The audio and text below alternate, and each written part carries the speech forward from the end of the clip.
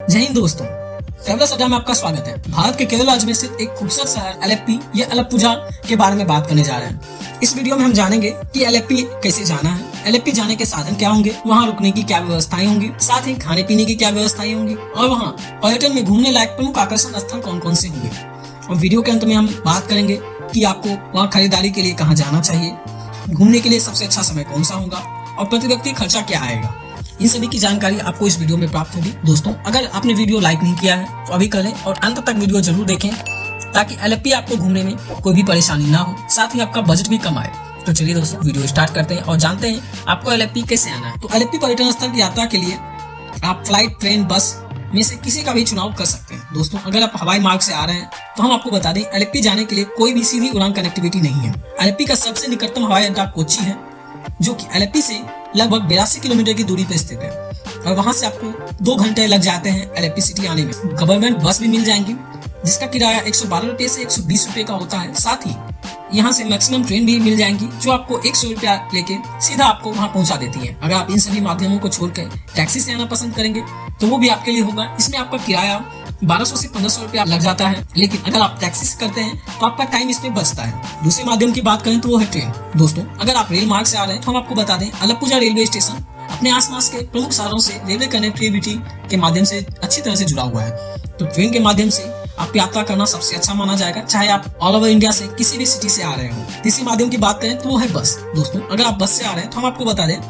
एलेप्पी या अलप्पुझा सड़क मार्ग के माध्यम से अपने आसपास के सभी शहरों से अच्छी तरह जुड़ा हुआ है। तो आप भारत के किसी भी शहर से अगर डायरेक्ट बस से नहीं मिल पा रहे हैं तो आप तिरुवनंतपुरम या कोच्चि आ सकते हैं। इन शहरों से नियमित रूप से बस चलती है एलेप्पी के लिए, तो आप यहाँ आसानी से आ सकते हैं। तो दोस्तों, अब आप एलेप्पी आ चुके हैं और एलेप्पी के आसपास आप किसी अच्छे निवास की तलाश करेंगे तो हम आपको बता दें कि एलेप्पी में आपको लो बजट से लेकर हाई बजट तक के होटल सारे मिल जाते हैं।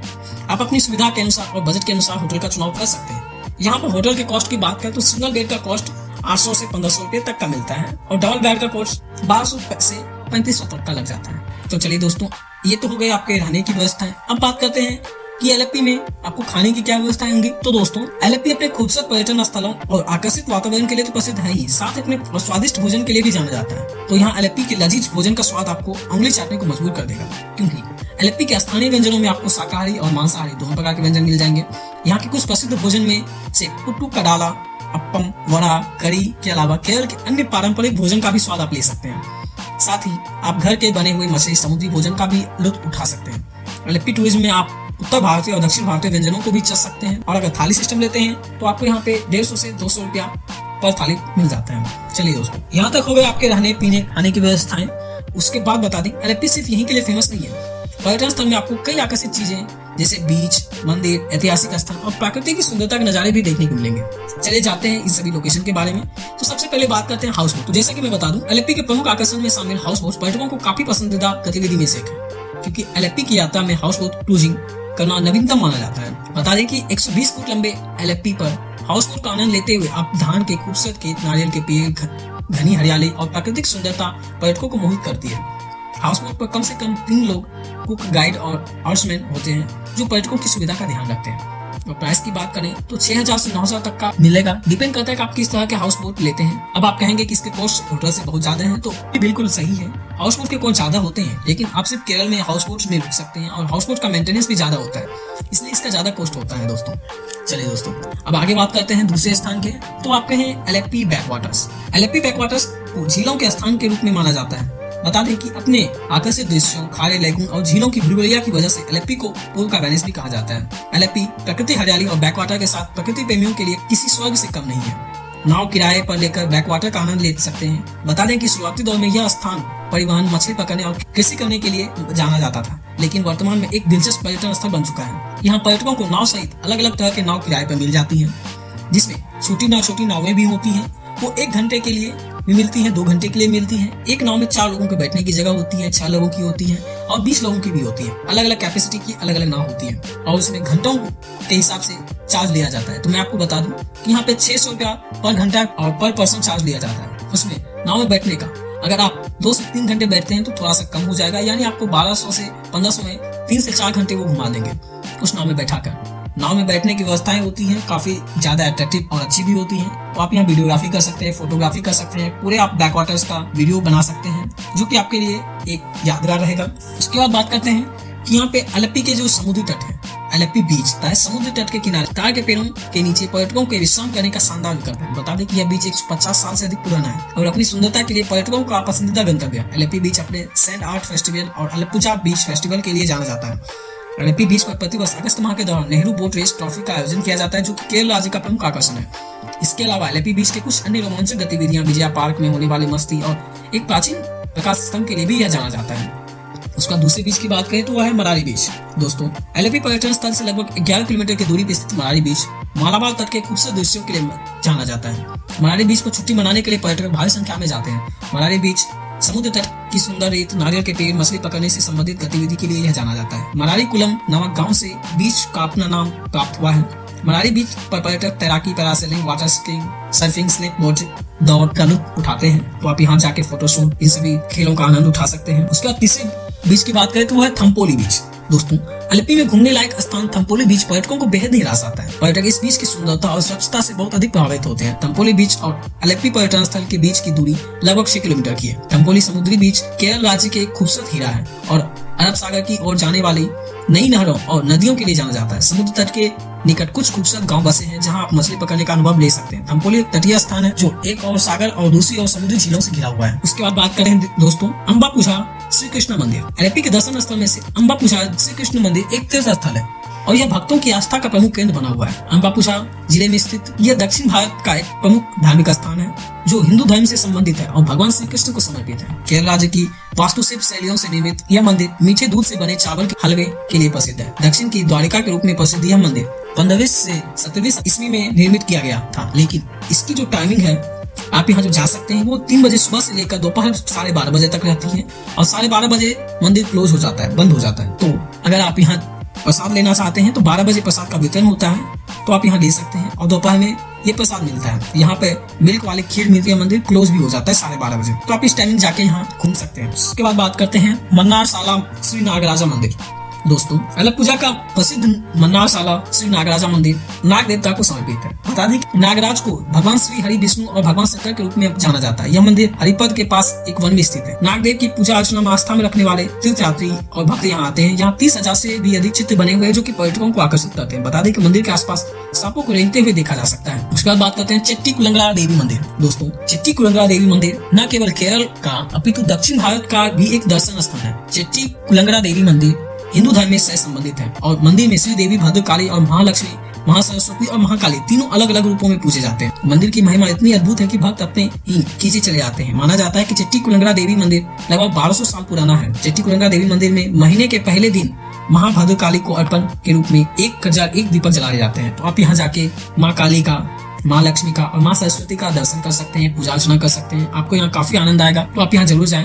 उसके बाद बात करते हैं मुलक्कला राजेश्वरी मंदिर। दोस्तों, यह मंदिर भक्तों की आस्था का प्रतीक। केरल राज्य के आलेप्पुजा जिले के मुलक्कल थेरुवु नामक स्थान की मुख्य सड़क पर स्थित यह मंदिर भक्तों की बड़ी भीड़ को एकत्र करता है।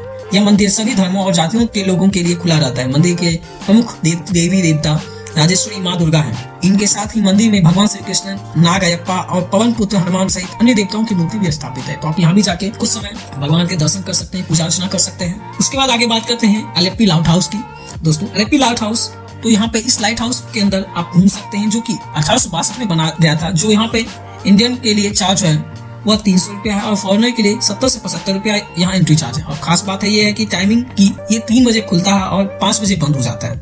इस लाइट हाउस के अंदर आप जाकर सीढ़ियों से ऊपर चढ़कर और दूर का नजारा आसानी से ले सकते हैं। उसके बाद बात करते हैं दोस्तों सेंट मैरी फॉरेन चर्च। दोस्तों, मार्च मारियम बेसिलिका ईसाई धर्म के अनुयायियों के लिए परम तीर्थ स्थल है, जो कि सेंट मैरी फॉरेन चर्च के नाम से जाना जाता है। यह चर्च लाइट हाउस से 2 किलोमीटर की दूरी पर है। इस चर्च का निर्माण 427 ईस्वी में किया गया था। यह भारत में स्थित सबसे पुराने सीरियाई कैथोलिक चर्च में से एक है। बता दें कि इस चर्च को आकर्षित वास्तुकला, विस्तृत शिलालेख और साथ ही प्राचीन कलाकृतियां पुर्तगाली वैभव को उजागर करती है। यह शानदार वास्तुकला बड़ी संख्या में पर्यटकों को आकर्षित करती है। तो आप यहाँ जरूर जाएं। फोटो भी आप यहाँ का ले सकते हैं, घूम सकते हैं, जो कि आपके लिए एक यादगार रहेगा। उसके बाद दूसरे चर्च की बात करें तो वह एर्थुआ चर्च। दोस्तों, एर्थुआ चर्च पंपा नदी के तट पर स्थित है। बता दें कि एर्थवा church saint George Forane church के नाम से भी जाना जाता है। एर्थवा चर्च का निर्माण सन 1810 ईस्वी में हुआ था। एर्थवा चर्च मध्ययुगीन यूरोपीय वास्तुकला को उजागर करती है।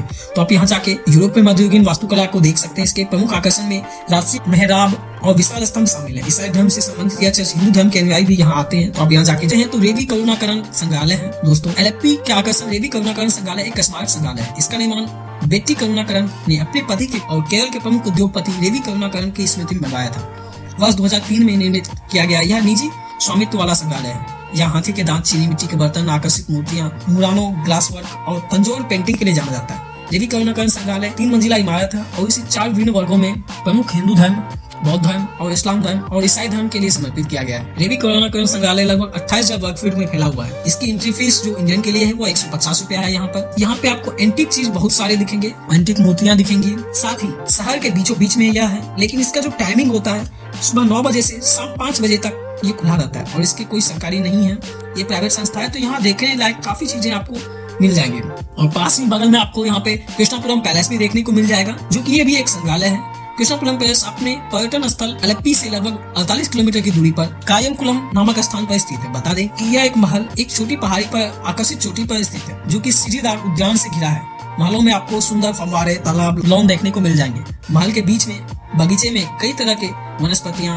बुद्ध मंडप और भगवान बुद्ध की आकर्षित प्रतिमा है। कृष्णापुरम पैलेस में वैज्ञानिक तकनीकों द्वारा पुनः निर्मित किया गया है। बहुत ही पुरानी जगह है जो कि घूमने लायक है। इसकी एंट्री जो होती है सुबह 9 बजे से शाम 4:30 बजे तक खुला रहता है। तो आप यहाँ जाकर फोटोग्राफी भी कर सकते हैं, जिसका चार्ज अलग से लगता है, जो कि 30 रुपए का है। और वीडियोग्राफी भी आप यहाँ कर सकते हैं। तो दोस्तों इसके बाद आप देख सकते हैं यहाँ का Nehru trophy snake boat race. दोस्तों मैं आपको बता दूं कि Nehru trophy snake boat race न केवल LFP बल्कि केरल राज्य का भी प्रमुख आकर्षण है। यह रेस LFP लेक में होने वाली सबसे रोमांचित गतिविधि में से एक है। बता दें कि इस रेस का आयोजन प्रतिवर्ष अगस्त माह के दूसरे शनिवार को ओणम त्योहार के अवसर पर किया जाता है। इस नौका रेस में 100 से 120 फीट लंबी डोंगी जैसे नाव का उपयोग किया जाता है। तो आप यहाँ जाके जरूर देख सकते हैं अगर इस समय पे आप जा रहे हैं, अन्यथा आप इसे नहीं देख पाएंगे। अगला स्थान आपका पाथेरमानल द्वीप है, जो कि केरल के बैकवाटर में स्थित एक छोटा सा द्वीप है। बता दें कि पाथेरमानल 10 एकड़ भूमि में के क्षेत्र में फैला हुआ है, जो कई दुर्लभ लुप्त प्रजातियां पक्षियों के घर है। पाथेरमानल में आप रात की रेत, घने जंगल, शांत झीलें, सुरम्य परिदृश्य का अनुभव कर सकते हैं। पाथेरमानल एक आदर्श पिकनिक स्थल के रूप में जाना जाता है और प्रकृति प्रेमियों के लिए किसी स्वर्ग से कम नहीं है। इस आइसलैंड पे जाने के लिए आपको बोट का सहारा लेना पड़ता है और बोट यहाँ पे आ जाते हैं, जो 3 से 4 घंटे में आप यहाँ घूम सकते हैं बोट के माध्यम से और फिर वापस आ सकते हैं।